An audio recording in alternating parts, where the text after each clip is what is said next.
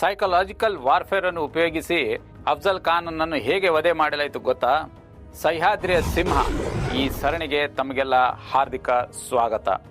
ಬಂಧುಗಳೇ, ಅಫ್ಜಲ್ ಖಾನ್ ಅನ್ನು ವಧೆ ಮಾಡೋದಕ್ಕಾಗಿ ಸೈಕಾಲಜಿಕಲ್ ವಾರ್ಫೇರ್ ಅಂದರೆ ಮಾನಸಿಕ ಯುದ್ಧ ನೀತಿಯನ್ನು ಉಪಯೋಗಿಸಲಾಗಿತ್ತು. ಅದು ಹೇಗೆ ಅಂತಂದರೆ, ಅವನಿಗೆ ಮೊದಲೇ ಶಿವಾಜಿ ಮಹಾರಾಜರ ಕಡೆಯಿಂದ ದೂತರು ಹೋಗಿ ಹೇಳ್ತಾ ಇದ್ರು, ಇಲ್ಲ ಮಹಾರಾಜರು ತುಂಬ ಹೆದರಿಕೊಂಡಿದ್ದಾರೆ, ಅವರಿಗೆ ನಿಮ್ಮನ್ನು ಎದುರಿಸೋದು ಆಗ್ತಾ ಇಲ್ಲ, ಅವರು ತಮ್ಮ ಮುಂದೆ ಬರಲಿಕ್ಕೆ ಅವರಿಗೆ ತುಂಬ ಹೆದರಿಕೆ ಆಗ್ತಾ ಇದೆ, ಹಾಗೆ ಹೀಗೆ ಅಂತ ಹೇಳ್ತಾ ಅವನನ್ನು ಹಿಗ್ಗಿಸ್ತಾ ಹೋದರು. ಅಂದರೆ ಅಫ್ಜಲ್ ಖಾನಿಗೆ ಅನ್ನಿಸ್ತಾ ಹೋಯಿತು, ನಾನು ಬಹಳ ಬಲಶಾಲಿ ಇದ್ದೇನೆ, ನನ್ನನ್ನು ಎದುರಿಸಲಿಕ್ಕೆ ಶಿವಾಜಿಗೆ ಆಗ್ತಾ ಇಲ್ಲ ಅಂತ ಹೇಳಿ ಅವನು ಒಳಗಿಂದ ಒಳಗಡೆನೆ ತನ್ನಷ್ಟಕ್ಕೆ ನಾನು ಭಾರಿ ಅನ್ನುವಂಥ ಒಂದು ಭಾವನೆ ಅವರಲ್ಲಿ ನಿರ್ಮಾಣ ಆಯಿತು.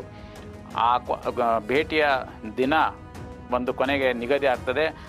ಇದೆಲ್ಲ ಮಾತುಕತೆ ಮಾಡಿ ಅವನಿಗೆ ಈ ಮಾನಸಿಕವಾಗಿ ಅವನನ್ನು ಹಿಗ್ಗಿಸಿ ಪ್ರತಾಪ್ಗಢದ ಬೇಸ್ ಕ್ಯಾಂಪಿಗೆ ಬಂದು ಅವನು ಮಹಾರಾಜರಿಗೆ ಭೇಟಿ ಆಗಲಿಕ್ಕೆ ಅವನನ್ನು ಒಪ್ಪಿಸಲಾಗ್ತದೆ. ಪ್ರತಾಪ್ಗಢದ ಬೇಸ್ ಕ್ಯಾಂಪ್ನಲ್ಲಿ ಆ ದಿನ ಮಧ್ಯಾಹ್ನ 12 ಗಂಟೆಗೆ ಅವರ ಭೇಟಿ ನಿಗದಿ ಆಗ್ತದೆ.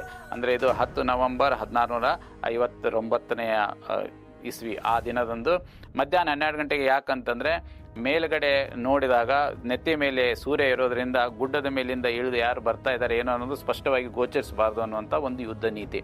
ಕೆಳಗಡೆ ಬೇಸ್ ಕ್ಯಾಂಪಲ್ಲಿ ಎಲ್ಲರೂ ಬರ್ತಾರೆ. ಮೊದಲಿಗೆ ಮಾತುಕತೆ ಆದಂತೆ ಕೇವಲ ಈ ಕಡೆಯಿಂದ 4 ಜನ, ಈ ಕಡೆಯಿಂದ 4 ಜನ ಬರುವುದೆಂದು ಮಾತಾಗಿರ್ತದೆ. ಶಿವಾಜಿ ಮಹಾರಾಜರ ಜೊತೆ ಗೋಪಿನಾಥ್ ಪಂತ್ ಮತ್ತು ಜೀವಾ ಮೆಹ್ಲಾ ಮತ್ತು ಸಂಭಾಜಿ ಖಾವ್ಜಿ ಇರ್ತಾರೆ. ಮತ್ತು ಈ ಕಡೆ ಅಫ್ಜಲ್ ಖಾನನ ಜೊತೆಗೆ ಸೈಯದ್ ಬಂಡ ಮತ್ತು ಕೃಷ್ಣಾಜಿ ಭಾಸ್ಕರ್ ಮತ್ತು ಇನ್ನೊಬ್ಬನು ಇರ್ತಾರೆ. ಸೈಯದ್ ಬಂಡ ಕತ್ತಿ ಇದರಲ್ಲಿ ಖಡ್ಗ ನೀತಿಯಲ್ಲಿ ಬಹಳ ನಿಪುಣ ಇರ್ತಾನೆ.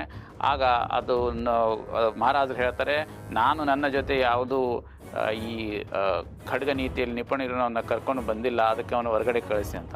ಮತ್ತಷ್ಟು ಅಫ್ಜಲ್ ಖಾನಿಗೆ ಅನ್ನಿಸ್ತದೆ, ಹೌದು ಇವು ಶಿವಾಜಿ ಮಹಾರಾಜ್ ನಿಜವಾಗ್ಲೂ ಹೆದರ್ಕೊಂಡು ಬಿಟ್ಟಿದ್ದಾರೆ ಅಂತ.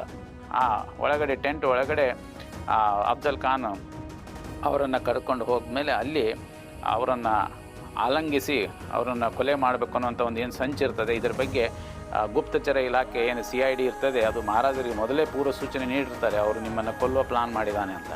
ಅಲ್ಲಿ ಒಳಗಡೆ ಹೋದ ಮೇಲೆ ಅಫ್ಜಲ್ ಖಾನ್ ದೈತ್ಯಾಕಾರ ಎತ್ತರ ಇರ್ತಾನೆ, ಶಿವಾಜಿ ಮಹಾರಾಜ ಕುಳ್ಳಗಿರ್ತಾರೆ. ಅವರನ್ನು ಬಂದು ಅವನು ತಬ್ಬಿಕೊಂಡು ಹಿಂದಿನಿಂದ ಚಾಕು ಚೂರಿ ಹಾಕಬೇಕು ಅಂತ ಒಂದು ಯೋಜನೆ ಮಾಡಿರ್ತಾನೆ. ತಬ್ಬಿಕೊಳ್ತಾನೆ, ಅಷ್ಟು ಚಾಕು ಹಾಕಬೇಕು ಅಂತ ಹಾಕ್ತಾನೆ. ಆದರೆ ಅವರು ಮೊದಲೇ ಎಲ್ಲ ಜಾಕೆಟ್ ಅಂದರೆ ಕಬ್ಬಿಣದ ಜಾಕೆಟ್ ಹಾಕ್ಕೊಂಡಿರ್ತಾರೆ, ಹೀಗಾಗಿ ಚಾಕು ಒಳಗಡೆ ಹೋಗೋದಿಲ್ಲ. ಅಷ್ಟರೊಳಗೆ ಮಹಾರಾಜರು ತಮ್ಮ ನಖಗಳನ್ನು ತೆಗೆದು ಅವನ ಹೊಟ್ಟೆಯನ್ನು ಹೀರಿ ಅವನ ಕಳ್ಳನ್ನು ಹೊರಗಡೆ ತೆಗಿತಾರೆ. ಇದು ಅವನು ಚೀರಾಟ, ದಗಾ ಹೋಗ ಅಂತ ಅವನು ಚೀರಾಡಿ ಕೆಳಗಡೆ ಉಳ್ತಾನೆ. ಅದು ಆ ಚೀರಾಟ ಕೇಳಿಬಿಟ್ಟು ಬಂದು ಸೈಯದ್ ಬಂಡ ಒಳಗಡೆ ಬಂದು ತನ್ನ ಕತ್ತಿಯಿಂದ ಶಿವಾಜಿ ಮಹಾರಾಜರ ಮೇಲೆ ವಾರ ಮಾಡ್ತಾನೆ. ಅವರ ಪಗಡಿ ಏನಿರ್ತದೆ ಅದು ಕಿತ್ತು ಕೆಳಗಡೆ ಬೀಳ್ತದೆ. ಅಷ್ಟರಲ್ಲಿ ಜೀವಾ ಮೆಹ್ಲಾ ಮಿಂಚಿನಂತೆ ಎಗರಿ ಸೈಯದ್ ಬಂಡನ ಕೈಯನ್ನು ಕತ್ತರಿಸ್ಬಿಡ್ತಾನೆ ಮತ್ತು ಅವನು ರುಂಡವನ್ನು ಕೂಡ ಕತ್ತರಿಸ್ತಾರೆ. ಸಂಭಾಜಿ ಖಾವ್ಜಿ ಅಷ್ಟರೊಳಗಡೆ ಅಫ್ಜಲ್ ಖಾನನ ರುಂಡವನ್ನು ಕೂಡ ಕತ್ತರಿಸ್ತಾನೆ. ಈ ರೀತಿ ಅಫ್ಜಲ್ ಖಾನನ ವಧೆ ಕೂಡ ಆಗಿ ಹೋಗ್ತದೆ. ಈ ದೈತ್ಯ ದುಷ್ಟ ದುರಹಂಕಾರಿ ಅಫ್ಜಲ್ ಖಾನನ ವಧೆಗೆ ಈ ವಿಶಿಷ್ಟವಾದಂಥ ಸೈಕಾಲಜಿಕಲ್ ವಾರ್ಫೇರ್ ಅನ್ನೋ ಒಂದು ನೀತಿಯನ್ನು ಛತ್ರಪತಿ ಶಿವಾಜಿ ಮಹಾರಾಜರು ಉಪಯೋಗಿಸಿದ್ದು. ಬಂಧುಗಳೇ, ನಾಳೆ ಇನ್ನೊಂದು ವಿಶೇಷ ರೋಚಕ ವಿಷಯದೊಂದಿಗೆ ತಮ್ಮ ಮುಂದೆ ಬರ್ತೇನೆ. ಅಲ್ಲಿಯವರೆಗೆ ನಮಸ್ಕಾರ.